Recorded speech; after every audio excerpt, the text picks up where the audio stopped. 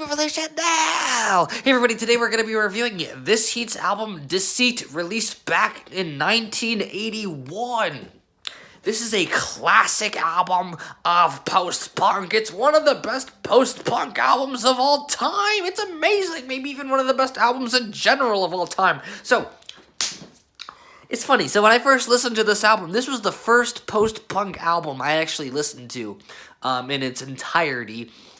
And I remember when I first listened to it, I was like, oh wow, this is so fucking amazing. I cannot wait to explore the genre of post-punk and dig in, and because I love this genre already. I've only listened to one album of it. And then I started listening to other post-punk, and then I realized that, like, other post-punk albums don't really sound like this album at all. And they're frankly not as good as this album. And I love post-punk, but, you know, this album is just that good.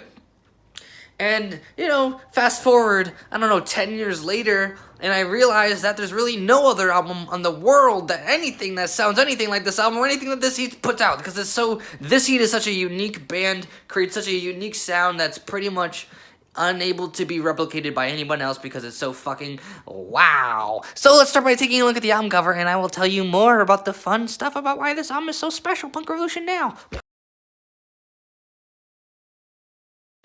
This album cover is seared into my brain forever. This kind of strange, like, face with his mouth open. It maybe looks like he's smiling or something. And then it's like, it looks sort of like a Dadaist work of art that's also very dark and industrial looking.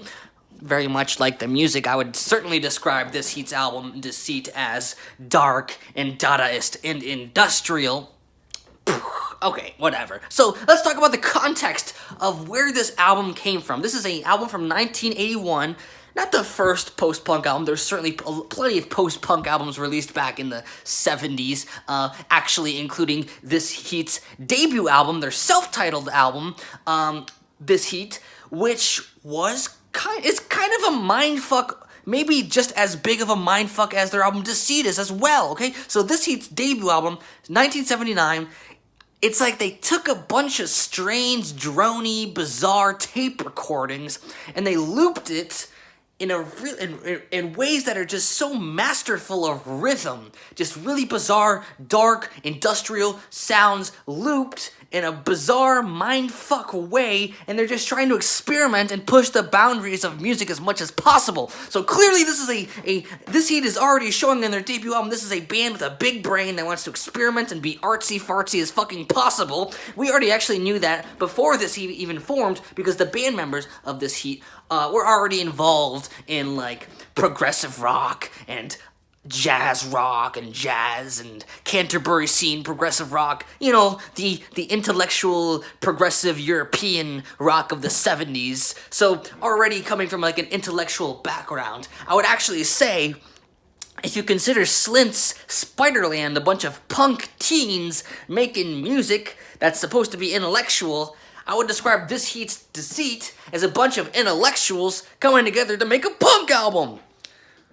Kind of a mindfuck. Okay, so I've talked about the background. Now, what is This Heat's Deceit? Their second album. They've already showed us they're brilliant in their first album. What are they doing now in This Heat?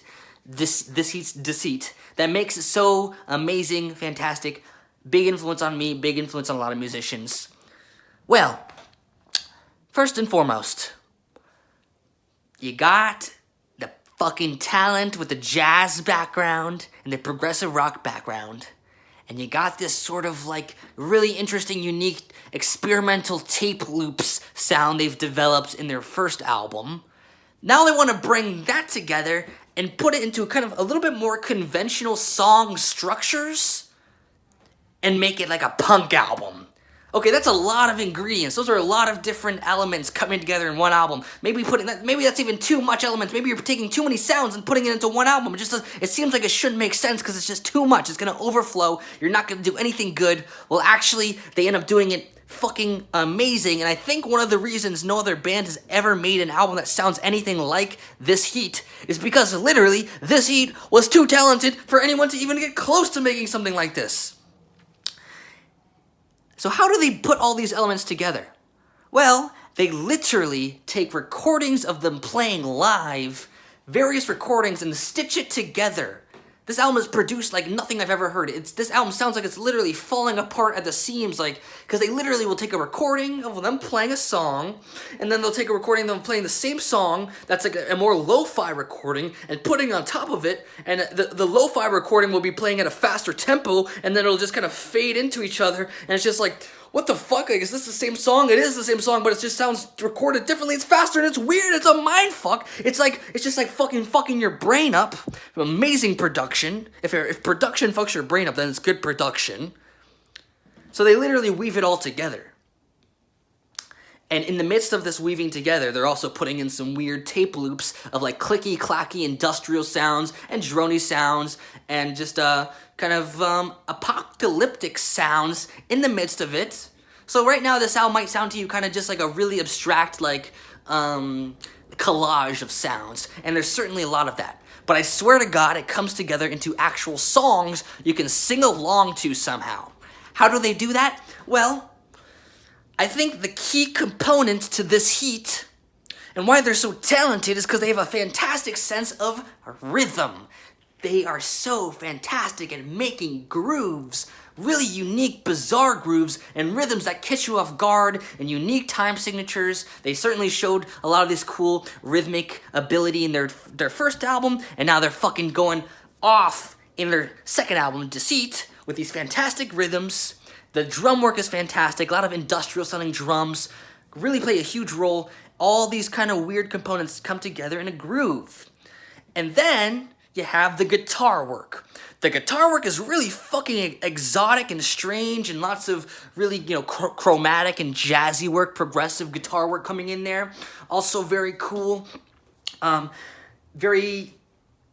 It's funny because like a lot of these songs have like lyrics about being like anti-imperialism and anti-colonialism, but then kind of musically they're using some weird elements that sound very like as if it was taken from other cultures that they're trying to sing about or something. It's kind of like, it's a very political album as well, of course, that's the punk aspect. Lots of themes about like apocalypse and nuclear war is gonna kill us all, and like I said, colonialism, and then there's a song Independence, which the lyrics are literally the Declaration of Independence.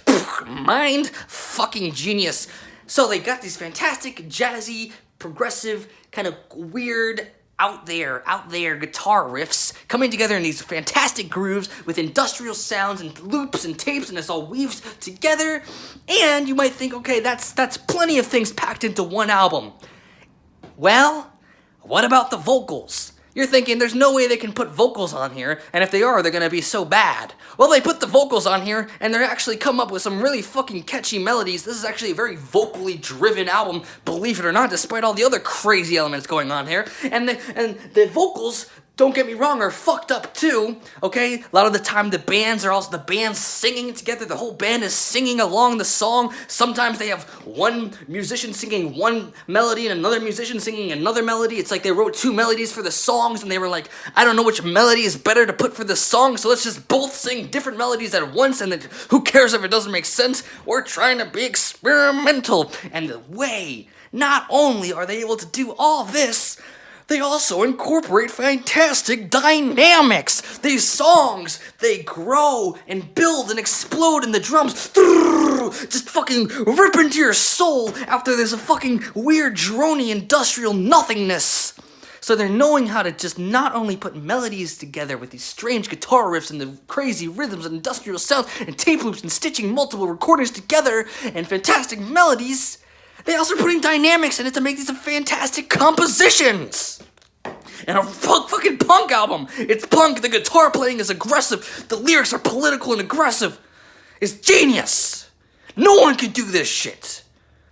A big influence on me. Ask any of my band members, they'll all tell you it's this huge influence on me. You have to listen to every single one of these. You have to listen to their self-titled album. You have to listen to that fucking mindfuck. Then you have to listen to their album, their EP, Health and Efficiency, which came in between Deceit and Deceit. So it's an EP, it's short, you can definitely make time to listen to it. It's fucking amazing. And then you gotta listen to this Deceit,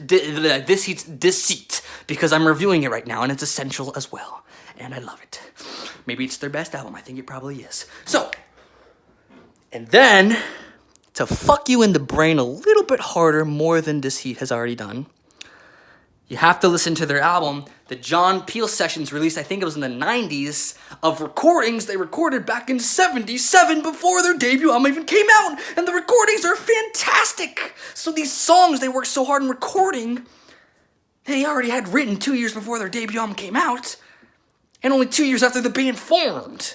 And they sound fucking maybe even better than the fucking official album versions. Mindfuck. I'm giving Deceit a 10 out of 10. Deceit certainly has one of the best discographies of any band ever. One of the most talented bands of all time. No one can fucking come close to doing what they've done, even though everyone's been influenced by them. Mindfuck, big brain stuff, folks. 10 out of 10. You've been warned. Thank you for watching Punk Revolution now.